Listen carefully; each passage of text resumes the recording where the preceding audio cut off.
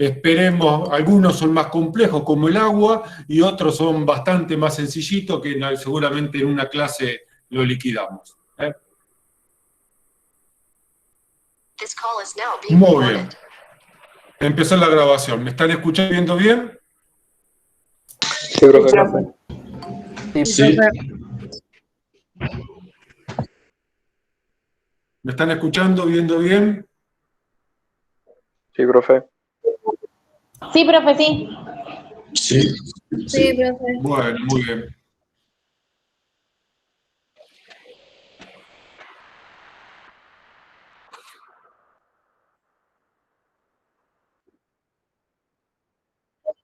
Gracias.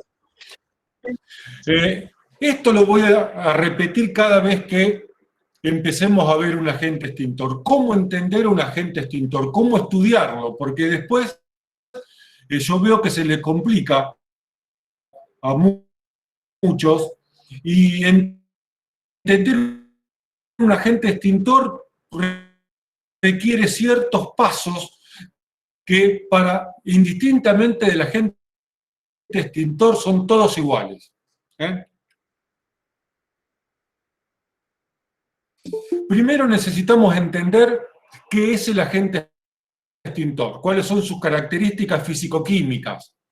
El agua, pareciera que todos conocemos lo que es el agua, pero se necesita hacer una pequeña explicación de algunas características del agua que hacen, que marcan en algunos aspectos especiales como agente extintor, que es el dióxido de carbono, que es la espuma, que es los agentes limpios, que es el agente K, son los polvos químicos secos, que es el agente extintor que van a estudiar y que van a tener que en su momento.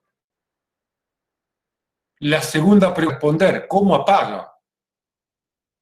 Es decir, ¿cómo interfiere ese agente extintor en el incendio que vimos cómo se produce la clase pasada?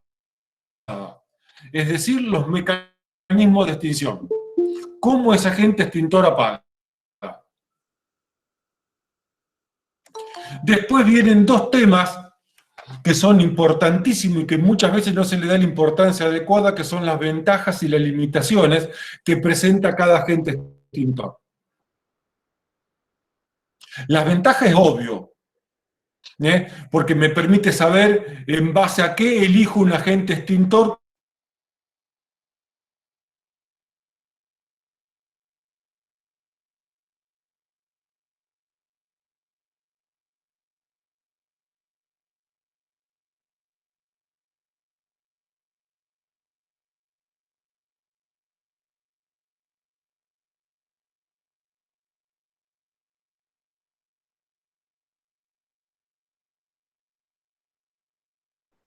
¿Qué pasó? ¿Se cortó?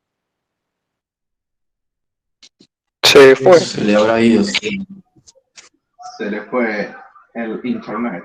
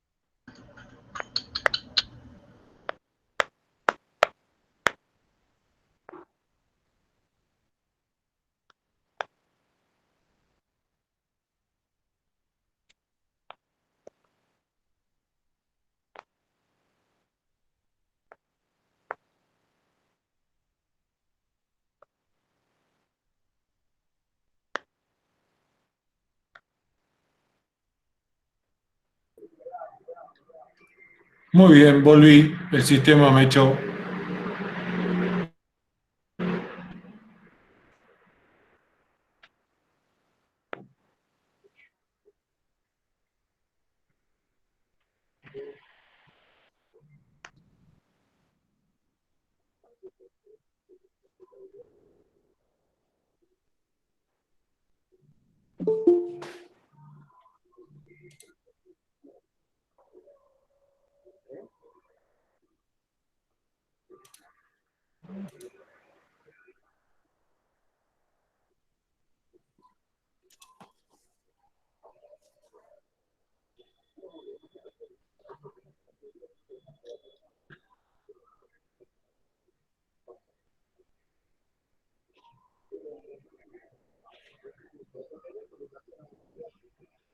Muy bien, volvimos.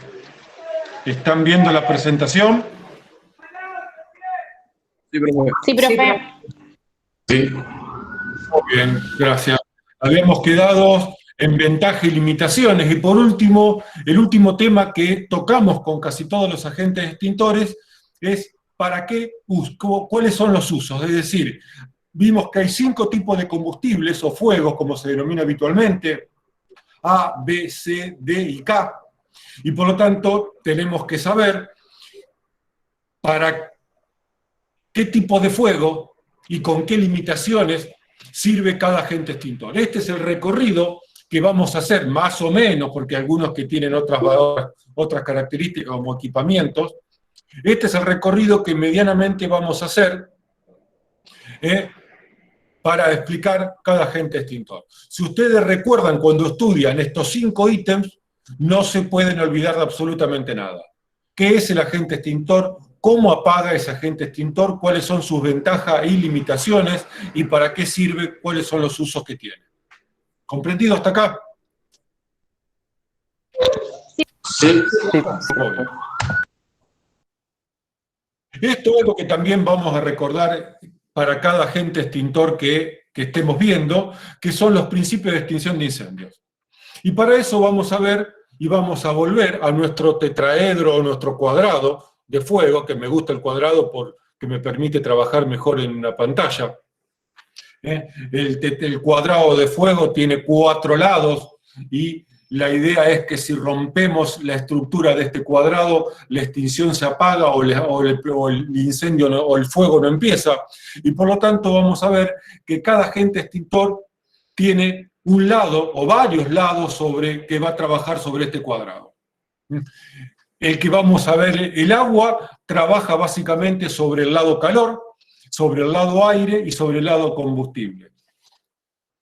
La espuma, que le sigue posteriormente al agua, trabaja sobre el lado aire y trabaja sobre el lado calor, en menor medida, pero no se ocupen, ya vamos explicando cada uno de ellos. El dióxido de carbono, que es el tercero que le sigue en explicación, trabaja en el lado aire.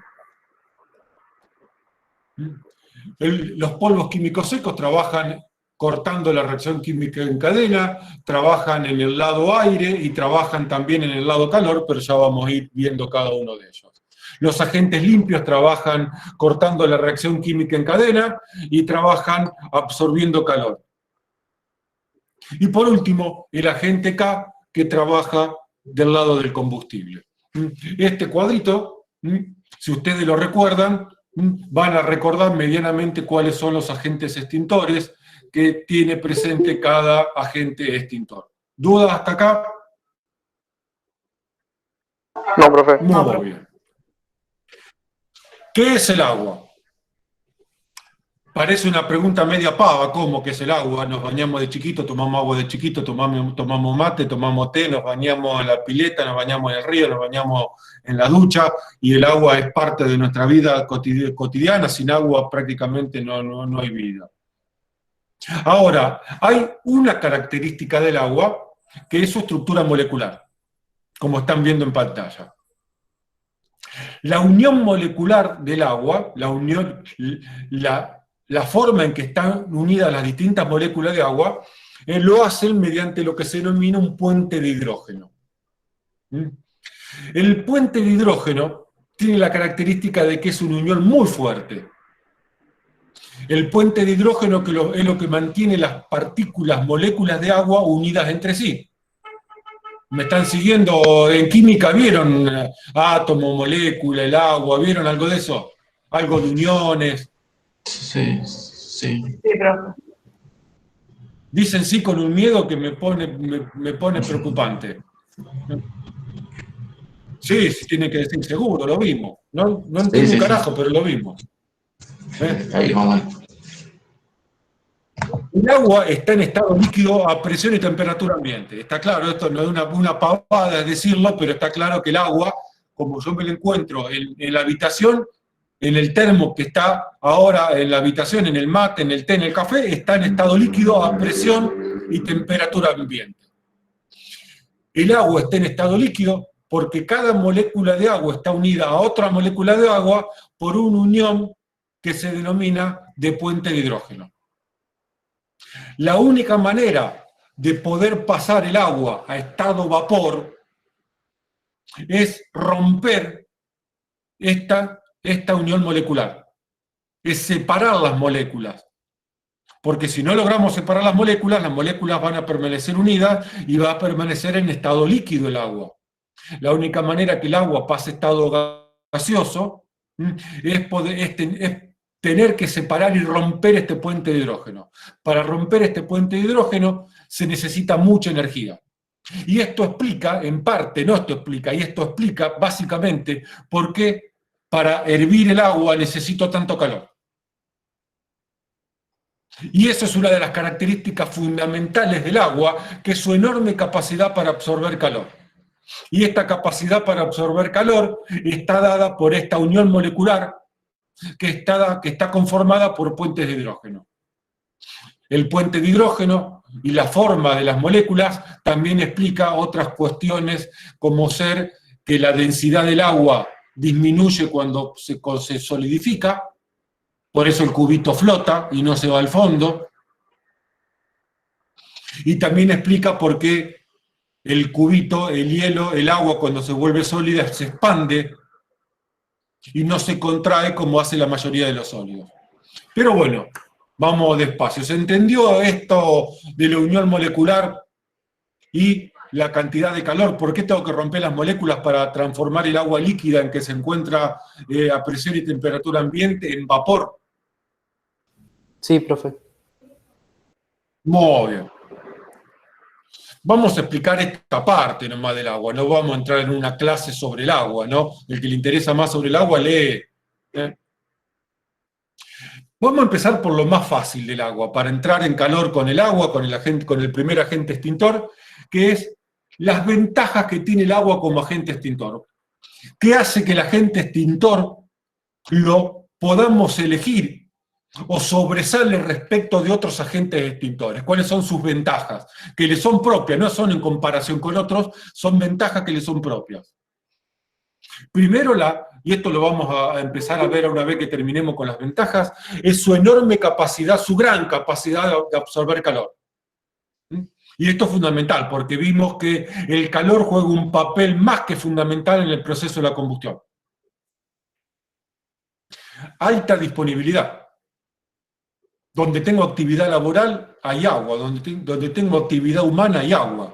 Me costará un poquito más hacer el pozo para sacarla más a profundidad, pero hay agua. Es muy raro que haya una actividad laboral en lugares donde no hay agua, o donde el agua escasee. Es económica, como agente extintor el agua es económica, no es gratis porque el agua hay que pagarla, pero tampoco tenemos que importar o producir un agente que es una formulación química que nos cuesta producirla. Relativamente fácil de almacenar y transportar. No es un gas, hay agentes extintores que son gaseosos o son muy volátiles y cuyo almacenamiento y transporte es más complejo. El agua, dentro de todo, es muy sencillo transportarla y almacenarla. El redondelito con la R significa marca registrada. El agua no es marca registrada. O sí, marca registrada de Dios para el que cree, ¿no? Así que andá y reclamale cualquier cosita. Y esto parece una pavada, significa que no tengo que pagarle regalías a absolutamente nadie por usar el agua, por producir agua, o por vender agua. No es un producto que alguien haya inventado y tenga la patente. El único que tiene la patente del agua es Dios. Así que cualquier cosita la reclaman a él, y después me cuentan cuáles son las consecuencias. Y me dicen si le responde el reclamo. Es reusable. El agua la tira un incendio, parte se evapora, parte vuelve líquida, y yo, en una hipótesis, obviamente podría recolectar el agua y volverlo a usar. No es un producto gaseoso que se pierde en la atmósfera. Es estable, físicamente y químicamente es un producto estable. Tiene un bajísimo nivel de reactividad, es decir, la posibilidad de reaccionar con otra sustancia, con los combustibles fundamentalmente. Cuando uso un agente extintor, una de las preocupaciones es si ese agente extintor va a reaccionar con el agua y producir reacciones químicas peligrosas. Para que tengan un ejemplo, cuando tengo un incendio de magnesio, que es un metal combustible de la clase D, y le tiramos agua, es una de las pocas reacciones que tiene el agua reacciona violentamente con el magnesio, y el magnesio es tan reactivo con el agua que disocia al agua en sus átomos originales. Separa al hidrógeno del oxígeno, la reacción. Y obviamente, hidrógeno combustible, oxígeno comburente, cuando se separan se vuelven a juntar en unas pequeñas explosiones muy bonitas y muy vistosas para el carnaval. Pero salvo casos excepcionales, el agua tiene un bajo nivel de reactividad. Bajo nivel de corrosividad. No es que el agua no sea corrosiva, pero si lo comparamos con otros agentes extintores, el nivel de corrosividad del agua es bajo y controlable dentro de todo, ¿no? Con métodos de control de corrosión. No vence, sí vence como elemento, como sustancia para beber, para utilizarla para limpieza, para utilizarla para fabricar alimentos, pero como agente extintor no vence. No pierde su capacidad extintora con el tiempo. Agua limpia, agua sucia, agua salada, agua dulce, agua bendita, agua con olor a podrido, agua que está fea, es agua, y el agua no pierde su capacidad extintora. Cualquier tipo de agua sirve. El agua del canario, el agua de la pileta, el agua de la caldera, el agua de la red de incendio, el agua del Paraná, el agua del arroyo Carcarañá, el agua del Coronda. Es agua. No hay ningún problema a quien le saque agua para poder apagar un incendio. Es el agente extintor que mayor alcance tiene. Alcance, es decir, la distancia que puedo lograr entre el punto de salida y el lugar donde está el incendio. A mayor presión, mayor alcance. Y ustedes dirán, ¿y cuál es la importancia del alcance? El elemento de seguridad más importante, más valioso que tiene un bombero es la distancia. La distancia que pone entre el incendio y el lugar donde está parado. A mayor distancia, mayor nivel de seguridad. Hablando siempre de incendios. Si me habla de una explosión, no sé qué le hace tirando agua a una explosión. Estamos hablando de incendios. El elemento, esto lo repito, la seguridad, la acción de seguridad más importante que tiene un bombero, además de su ropa, su casco, su máscara facial, el equipo de respiración, las botas, los guantes, es la distancia. Y el agua es el agente extintor que más distancia puede lograr. A mayor presión, mayor distancia. Porque es el único que sale en estado líquido. que logramos tener en estado líquido. Ya cuando empecemos a ver los otros agentes extintores, se van a dar cuenta. ¿Se comprendió las ventajas del agua como agente extintor? Sí, Es sí, el profe. agente extintor, Sí, sí. es el, muy bien, es el agente extintor más usado en cuanto a la relación con otros agentes extintores. Tiene muchísimas ventajas, y ustedes dirán, es el agente extintor, él con mayúscula y con acento la E, pero bueno, vamos a ver que tiene sus ciertas limitaciones. No es el agua el agente extintor más completo por excelencia. Es uno de los agentes extintores más importantes porque hace cosas que otros agentes extintores no van a hacer, pero tiene y carga con un montón de problemas el agua que tenemos que saberlos porque si no algún día vamos a meter la pata hasta acá, hasta el cuello. Nos vamos a enterrar hasta acá y vamos a generar grandes y serios problemas, ¿no? De eso se trata, entender las limitaciones, es saber qué no puedo hacer con el agente extintor. Cuando empecemos a verlo ya van a empezar a darse cuenta. Bien, si hasta acá me siguieron, que es la parte más sencilla, voy a explicar cómo es el proceso de absorción de calor del agua. Primero vamos con un experimento de pizarrón, experimento de libro. Acá tenemos 4 sustancias: 1 kilo de agua, 1 kilo de arena, 1 kilo de hierro y 1 kilo de mercurio. Y estas 4 sustancias están las 4 a temperatura ambiente, es decir, a 20 grados centígrados. A estas 4 sustancias las vamos a calentar. ¿Con cuánto calor? Con 10 kilocalorías. Es una cantidad determinada de calor.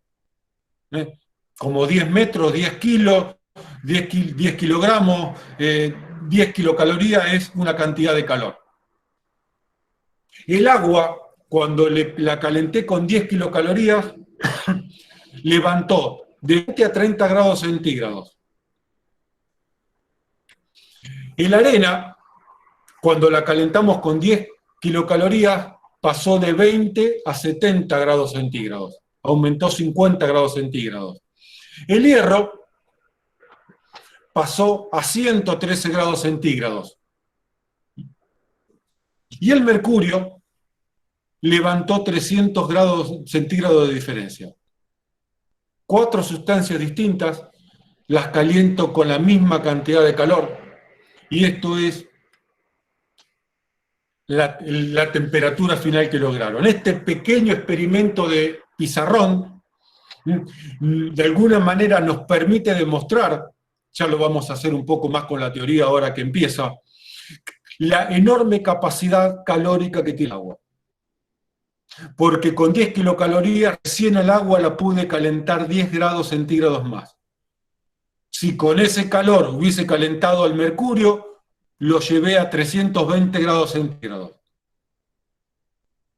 Y esto está explicado por la unión molecular que es de puente de hidrógeno, que es una unión fuerte, una unión que necesita de mucha energía, de mucho calor, para poder romperse e ir pasando gradualmente del estado líquido al estado gaseoso, al estado vapor. La pregunta: ¿cuánto calor necesito para calentar 1 kilo de agua? Después pueden hacer las cuentas de cuánto le cuesta tomar un mate con los amigos. 1 kilo de agua es 1 litro. Un termo de 1 litro, vamos a ver cuánto calor necesito para calentar el agua. Ustedes van a sacar las cuentas después. Busquen la factura de luz o de gas. Depende cómo calienten el agua. Al proceso, ni hablar si vamos a hacer fideo hervido. Mucho más caro sale todavía. Al proceso lo debemos dividir en 2 etapas. La primera etapa es la etapa de calentamiento. Al agua yo la saco de la canilla a 20 grados centígrados, de una temperatura estándar, y la calentamos hasta 100 grados centígrados. A eso le vamos a llamar etapa de calentamiento. Y la segunda etapa es la etapa de vaporización del agua, de cambio de estado, que sucede a 100 grados centígrados. Antes, lo que le pasa al agua antes no me interesa, porque al agua la saco a 20 grados centígrados, y lo que le pasa después tampoco, porque el vapor se va a la atmósfera. Estas son las dos etapas que intervienen en el proceso de absorción de calor en un incendio. ¿Hasta acá me siguen? Voy a explicar cada una de estas etapas. Profe. Sí, profe. La cantidad de calor que absorbe 1 kilo de agua cuando se calienta está dada por esta formulita.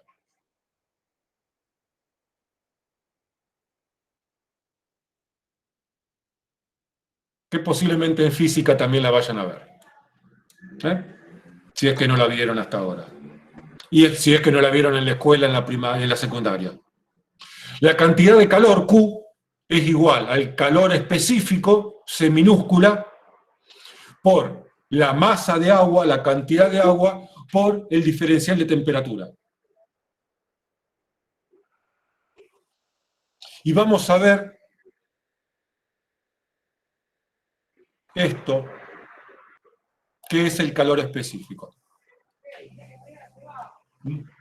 Fíjense, el calor específico del agua, que es el referente, es de 1 kilocalorías por kilogramo grados centígrados. ¿Qué es el calor específico? La definición aproximada, porque no me la acuerdo de memoria, estoy leyendo las unidades. El calor específico que necesita una sustancia o de una sustancia es la cantidad de calor que necesita la unidad de masa para levantar la temperatura 1 grado centígrado. Y la cantidad de calor que necesito para levantar 1 kilo de agua, 1 grado centígrado. Y es la referencia, y es 1. El resto de las sustancias es menor. Y por lo tanto, todas las sustancias que ustedes están viendo en esta lista absorben menos calor por unidad de masa por grado centígrado. Significa que necesito menos calor para calentarla, significa que absorben menos calor. ¿Están entendiendo por qué? O sea, eso es que absorbe calor, El C está multiplicando. Calor específico. ¿Cómo? ¿Calor específico es que absorbe calor? El calor, Sí, el calor específico es la cantidad de calor que absorbe la unidad de una sustancia claro. para levantar 1 grado centígrado.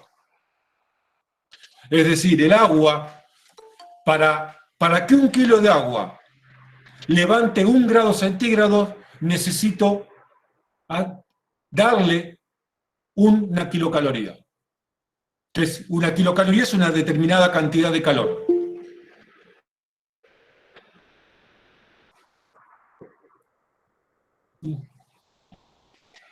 ¿Hasta acá se entiende? O más o menos, ¿eh? Sí, profe. Sí. Sí, profe. Vamos a un ejemplo. Vamos a ver cuánto necesito para calentar el agua de 20 a 100 grados centígrados. Para hacer un té con agua hervida. Al que le gusta hacer té o mate cocido con agua hervida. El calor específico del agua es 1 kilocaloría, kilogramo grados centígrados. Esto es E. La masa, 1 kilo de agua. La diferencia de temperatura, yo lo quiero calentar hasta 100 grados centígrados, como la tomé de la canilla a 20 grados centígrados, la diferencia de temperatura es 80. Necesito 80 kilocalorías. Grados centígrados, con grados centígrados se va, kilogramo dividiendo por kilogramo multiplicando se simplifica y me queda kilocaloría. Fíjense cuánto está la kilocaloría, cuántos kilocalorías es un metro cúbico de gas. Fíjense en la factura de gas cuánto sale el metro cúbico de gas o la caloría, y van a poder hacer la cuenta cuánto costó los fideos hervidos que comieron el otro día. Más los fideos, más la salsa, más el tinto. Bien romántica la cena. Después le pasás a decir, y le hacés las cuentas en la cena, ¿no? Y te pega una patada en el culo. El que no pone la casa pone el vino o los fideos o algo así. Bueno, sí, y vos le haces la cuenta cuánto gastaste en gas. Y tu amigo te empiezan a ver como un pavo, ¿viste? Dicen, ¿qué está estudiando este pibe? Le están llenando la cabeza de pavada. Pero bueno, 80 kilocalorías. No importa el valor que son 80 kilocalorías, porque me interesa compararlo con lo otro que viene ahora. Que es la etapa 2. ¿Cuánto calor necesito para evaporar 1 kilo de agua? Y la fórmula está dada por el calor específico de vaporización por la masa. Vamos a ver este dato. Fíjense, el calor de vaporización. La segunda columna. El agua necesitamos entregarle 540 kilocalorías para poder hervir completamente 1 kilo de agua. Fíjense que el resto necesita mucho menos. Vamos a hacer las cuentas. Una de las características del cambio de estado es que se produce a temperatura constante. Ustedes pueden hacer la prueba si tienen un termómetro del tipo industrial, no con el termómetro médico que revienta a 37 a 42 grados centígrados, 40 y pico grados centígrados, ya no mide más. Si tienen un termómetro industrial, un termómetro de cocina, y se ponen a hervir agua, van a ver que el agua se clavó en 100 grados centígrados, en teoría, porque como el agua no es pura, va a absorber un poquito más, un poquito menos. Pero a 100 grados centígrados, el agua clava su temperatura y empieza a cambiar de estado. Y el cambio de estado lo hace temperatura constante. Por eso, han escuchado seguramente a la abuela, mamá, a una tía decir, cuando el agua hierve, bajá la perillita de gas, porque no va a hervir más rápido, porque la hornalla esté a todo vapor, porque no levanta más temperatura. Lo que vas a hacer es que hierva más rápido nada más. Cuando pegó el hervor, si bajás la perilla de gas, vas a consumir menos gas y va a lograr mantener la temperatura estable a 100 grados centígrados. Muy bien. Cocinando con Chichita del Quiaga. Se llama esta clase de hoy. A 100 grados centígrados, el agua va a necesitar consumir 539,6 kilocalorías por kilo, por 1 kilo de agua. Simplifico kilo que está abajo por kilo que está arriba. Y el agua, para poder cambiar de estado, necesita 540 kilocalorías. Contra 80.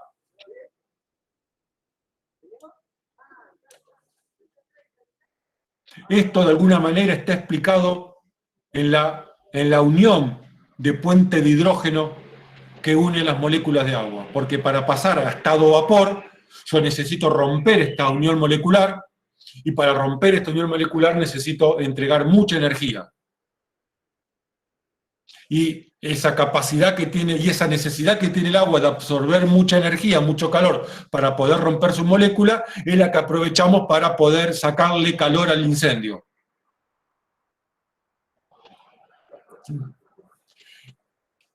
En total el agua absorbe estas 20 kilocalorías, de las cuales la gran mayoría de calor el agua la va a sacar cuando cambia de estado.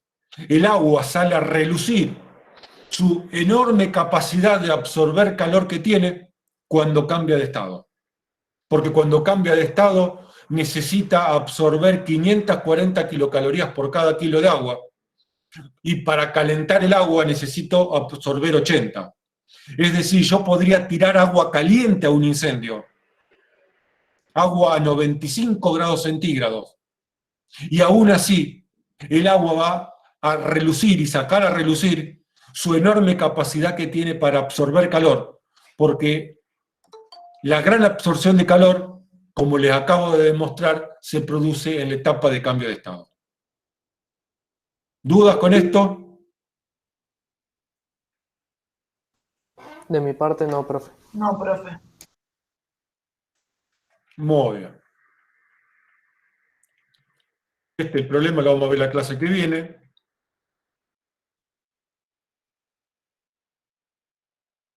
Muy bien.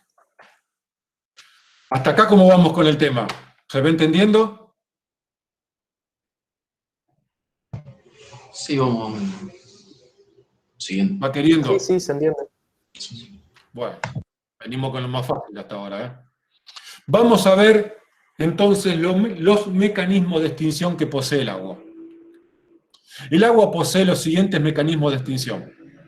El principal de todo, y por eso está marcado en rojo, es el enfriamiento superficial. Ya vamos a explicar cada uno de ellos, ¿eh?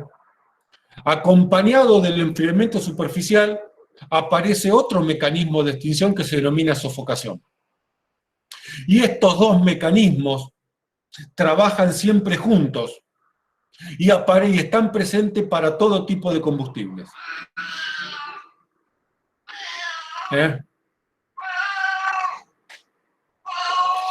Después aparece el tercer mecanismo de extinción, que se denomina dilución, que aparece en los líquidos inflamables miscibles en agua. Esto ya lo vamos a explicar todo, no se asusten.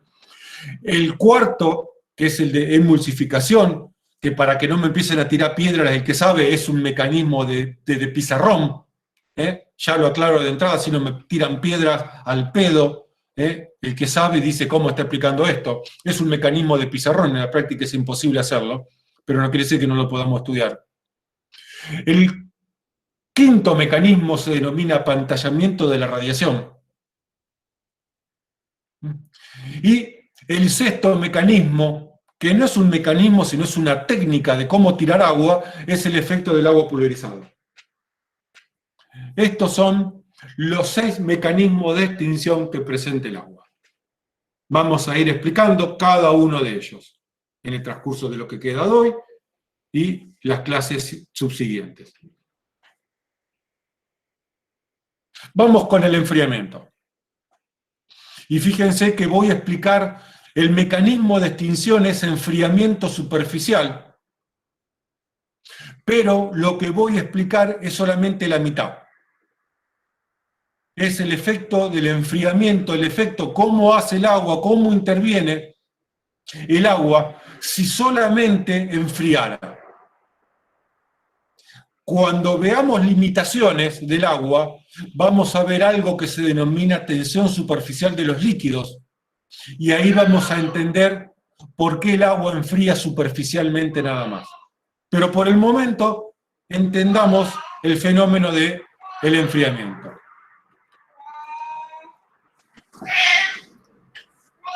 Paren que tengo la visita acá de todo lo que... Pues si no rompe la guinda... Bueno, quédate quieto.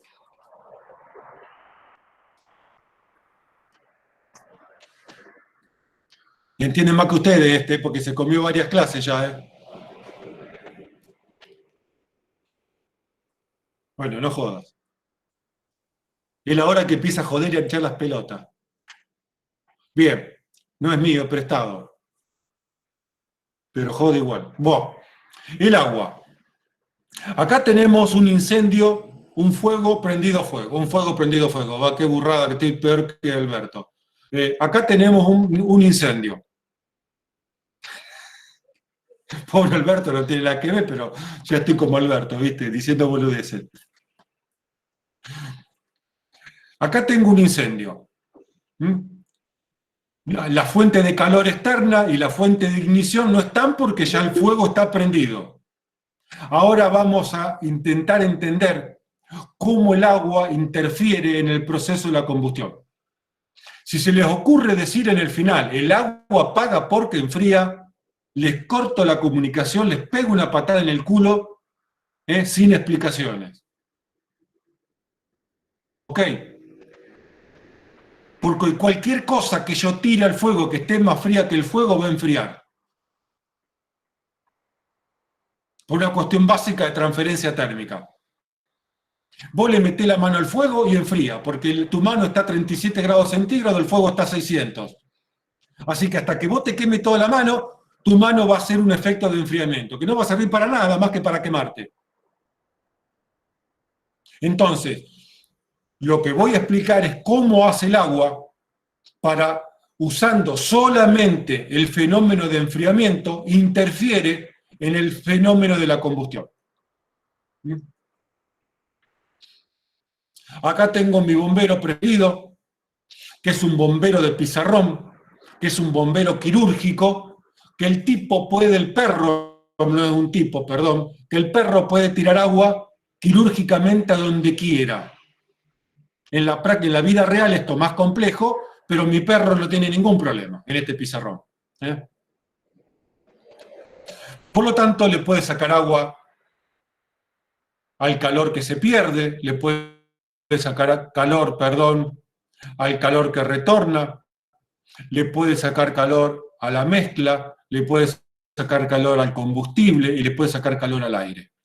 Ahora vamos a ver qué hace cuando le retiramos calor a los principales elementos. Obviamente, en un incendio cerrado, los 2/3 del calor que se pierde por radiación y que se pierde por convección, en realidad no se están perdiendo. Porque están impactando en el techo, están impactando en las paredes y van a hacer que la temperatura del ambiente empiece a aumentar. O sea que si yo le absorbo calor, logro retener parte de este calor que está perdiendo en teoría la combustión, estoy logrando que el ambiente no se caliente tan rápido o que se enfríe. Vamos a ver en su momento cómo hace el agua para absorber este tercio de calor que retorna. Por el momento esto lo dejo de lado, porque viene más adelante. Pero vamos a algo que me interesa. Mi perro bombero le va a tirar agua solamente al combustible sólido, solamente a la madera. Nada más que ahí. Si yo le tiro agua solamente a la madera, ¿cuál sería el efecto que va a producir? No me digan enfriar, por Dios.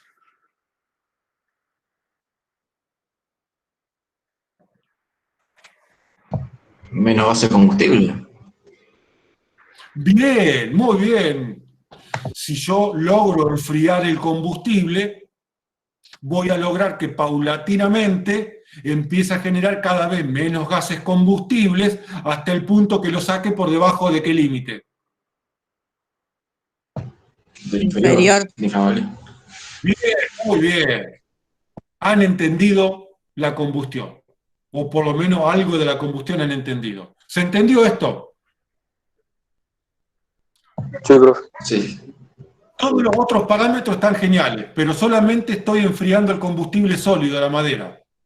Si logro enfriarlo lo suficiente para que logre cada vez emitir menos cantidad de gases combustibles, cuando la cantidad de gases combustibles es menor al límite inferior de inflamabilidad, la combustión cesa por falta de gases combustibles en la mezcla.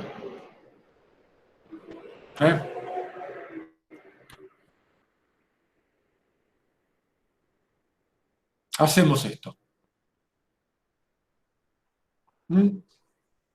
¿Se entiende lo que acabamos de hacer con el agua? Sí, profe. Sí, profe. Muy bien.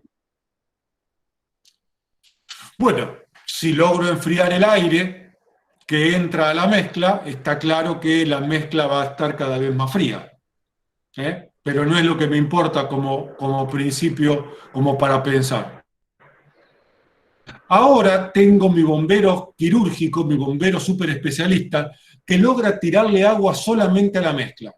No pregunten cómo lo hace, porque él es el que conoce, pero el tipo perro logra tirar agua solamente a la zona de la mezcla. ¿Cuál es el efecto de interferencia del agua en la mezcla combustible?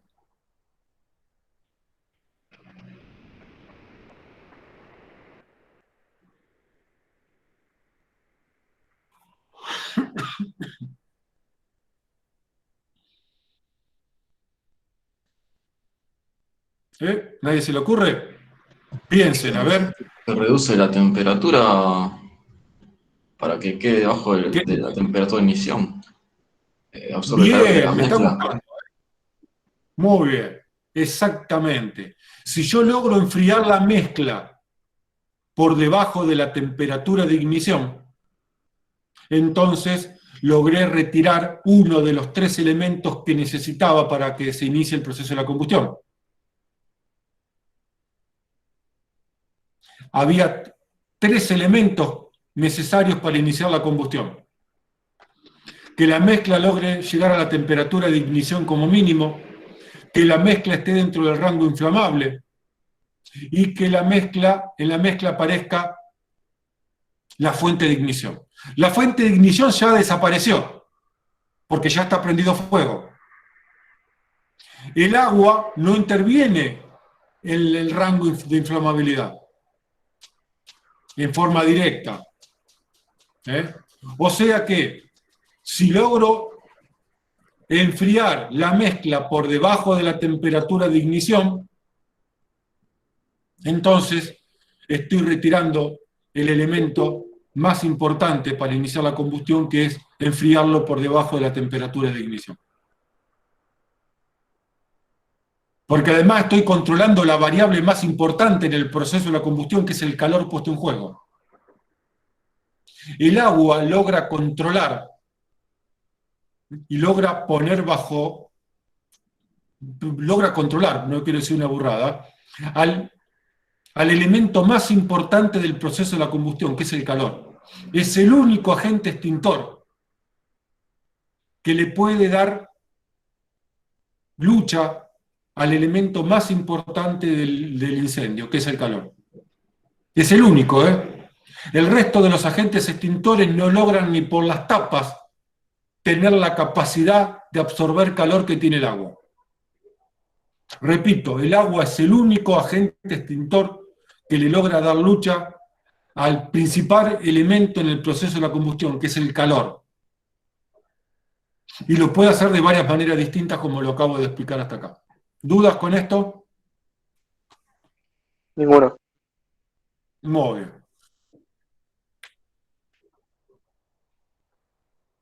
Lo tenía preparado y no me acordaba. Muy bien. ¿Se entendió el mecanismo de enfriamiento? Sí. Sí, profe. Muy bien, voy a explicar entonces el mecanismo de sofocación.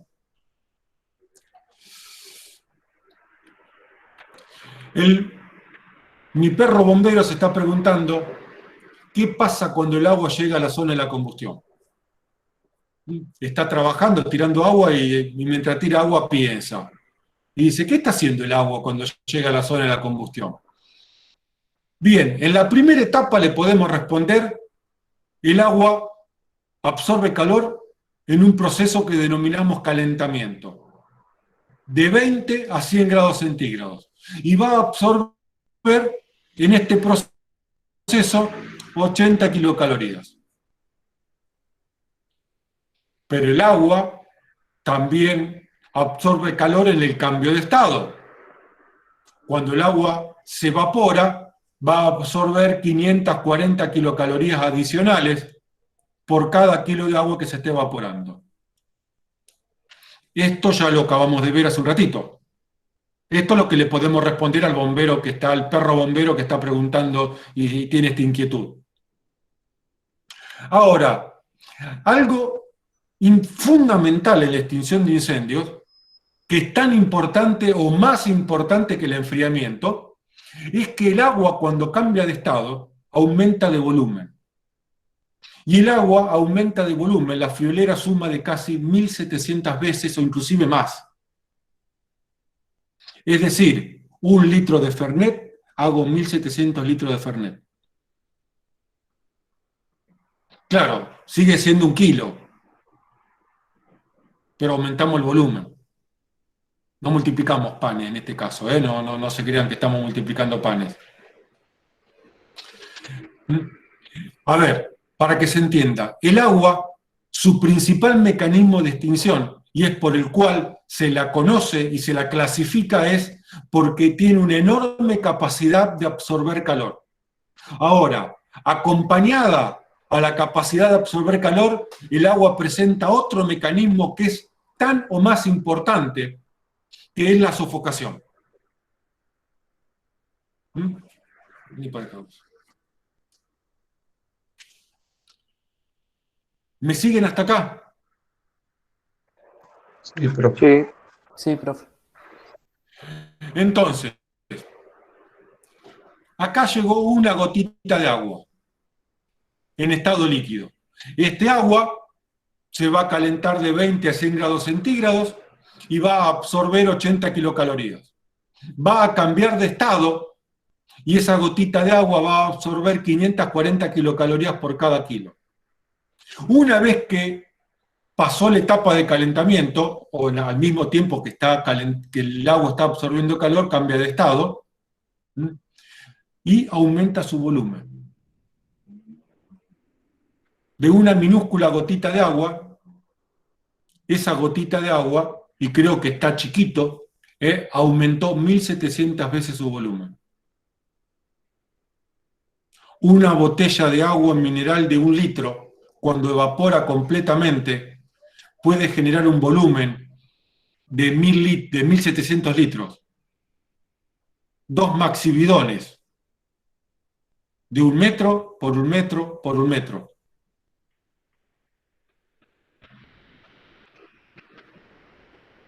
$10 tambores de 200 litros de vapor de agua. Se dan una idea del volumen, ¿no? Sí, profe. Es una cantidad importante de vapor. Ahora,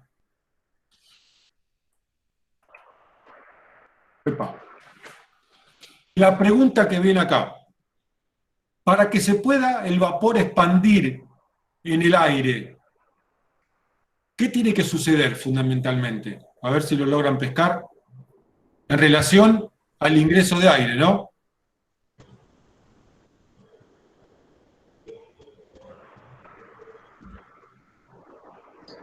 El aire transporta esas gotitas minúsculas que están casi en forma de gas de vapor. No. El agua llega porque el agua sale de la manguera con presión. No. Para que se logre expandir. Sí. Vos preguntaste, para que se logre expandir el agua, también tiene que haber una presión. No tiene que haber una presión grande desde el aire del aire, sí, para que el agua se pueda expandir. La condición de presión. Bien, a ver, si ustedes logran inflar un globo, ¿por qué lo logran inflar? Porque tiene mucho aire. Por la presión de aire. Porque la presión dentro del globo es mayor que afuera. Si no, no lo infla nunca. Es como querer inflar un globo debajo del agua. ¿Por qué no puede inflar un globo debajo del agua? Porque la presión que me hace el agua es mayor a la que tienen mis pulmones. Y no lo hagan porque se le va a ir el globo a los pulmones. Se les va a meter para adentro, van a quedar ahogados y van a quedar muertos por hacer una boludez. No jueguen con eso. Pero inténtenlo con cuidado. Ahora está jodido para meterse a la pileta, pero cuando venga los finales de la primavera, agarren un globo de cumpleaños, no lo hagan alcoholizado porque van a hacer boludeces, en las termas van a terminar ahogando. E intenten inflar un globo debajo del agua. No pueden. No con la boca, tenés que tener una bomba de aire. Esto es para explicar que para que algo se pueda expandir, la presión acá adentro, ¿cómo tiene que ser? alta. Potente. No, no es. Para que la masa de vapor se pueda expandir, la presión acá afuera tiene que ser mayor, acá adentro tiene que ser mayor que afuera. Volvamos a cómo ingresa el aire al proceso de la combustión, para terminar de entender qué hace el proceso de sofocación. Cuando expliqué la combustión y expliqué cómo ingresa el aire por el fenómeno de difusión, yo dije que debido a la temperatura que tiene la mezcla combustible, la presión es menor en la zona de mezcla que afuera. Por lo tanto, como la presión en la zona de aire es mayor, el aire ingresa solito. Ahora, ¿qué pasó?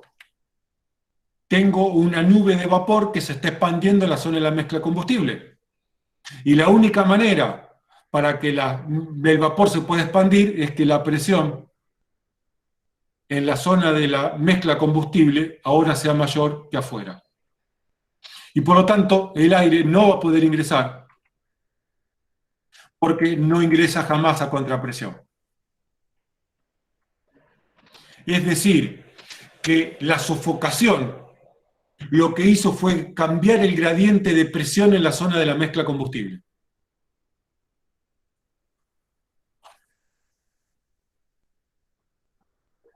¿Se entendió?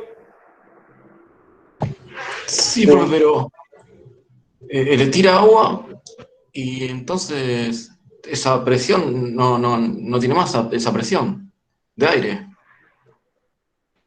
No, porque ahora lo que tenés es el vapor que está a mayor presión que el aire que está afuera.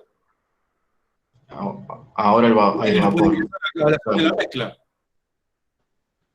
Claro. Es decir, el vapor no es un comburente. Algo que me olvidé de explicar, el vapor no es un comburente. No es como el oxígeno, no interviene, es inerte al proceso de la combustión. Por lo tanto, en vez de estar entrando aire, ahora el combustible, los gases combustibles no reaccionan con el vapor de agua. Porque el aire no puede ingresar porque la presión ahora dentro de la zona de la mezcla es mayor que afuera. Ustedes van a leer, también en mi apunte lo dice, que el vapor de agua lo que hace es diluir el aire. No lo diluye, no deja que el aire ingrese directamente. Es una barrera. ¿Comprendido esto?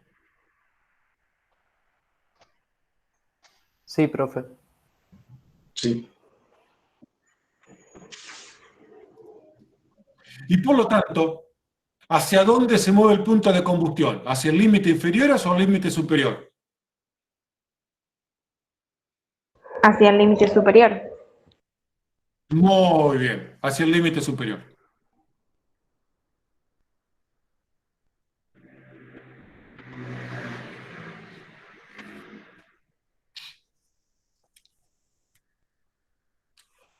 ¿Se entendió hasta acá?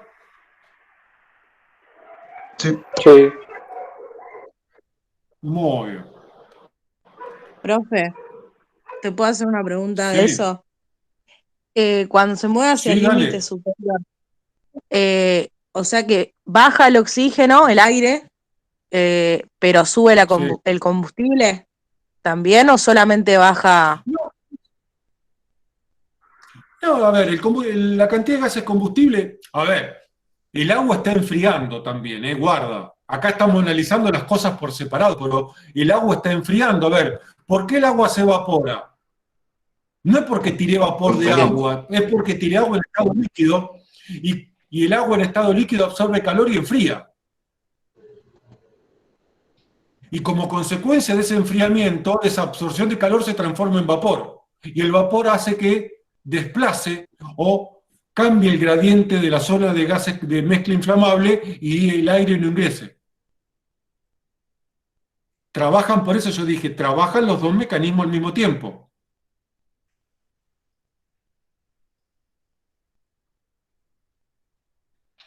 Pero en realidad no importa si hay más o menos gases combustibles, lo importante es que no hay aire, sin aire no hay combustión.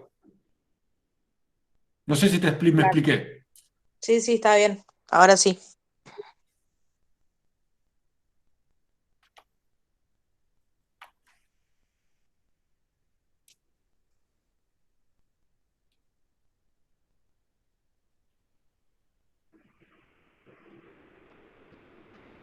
Esperen, a ver.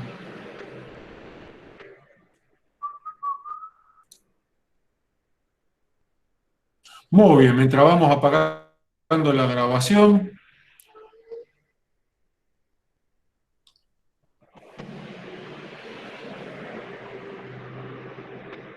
Una Como pregunta, ven, profe. el tema se va a complicar. Necesitan entender la combustión. Sí. A medida que aumenta la presión del agua, no Sí, bajaría dale. Sí, cuando aumenta la presión del agua, ¿no tendría que bajar el límite de evaporación del agua?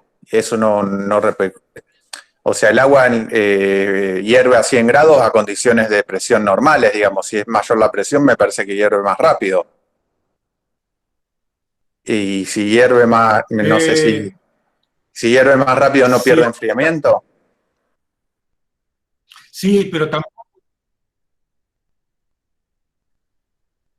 A ver, es cierto lo que vos decís. Cuando el agua está a mayor presión que la atmosférica, lo que aumenta es la temperatura de ebullición. Pero tampoco es que la presión aumenta mucho. Aumenta lo suficiente para que no ingrese el aire. Nada más. O sea, No es que tenés una caldera ahí adentro de alta presión. está bien. No aumenta demasiado como para que sea relevante, digamos.